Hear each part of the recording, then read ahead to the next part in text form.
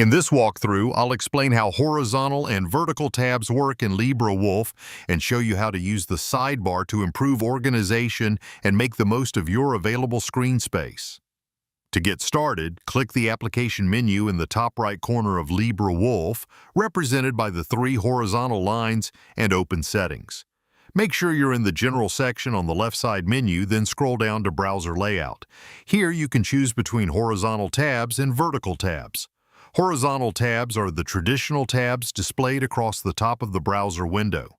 Vertical tabs move your tabs into a sidebar on the side of the browser, making it easier to view and manage larger numbers of open tabs. When using vertical tabs, you'll also notice the sidebar, which becomes a central part of the browsing experience. When vertical tabs are enabled, the sidebar remains visible because it is used to display your tabs.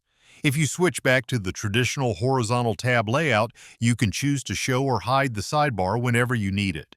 You can also resize the sidebar by dragging its edge.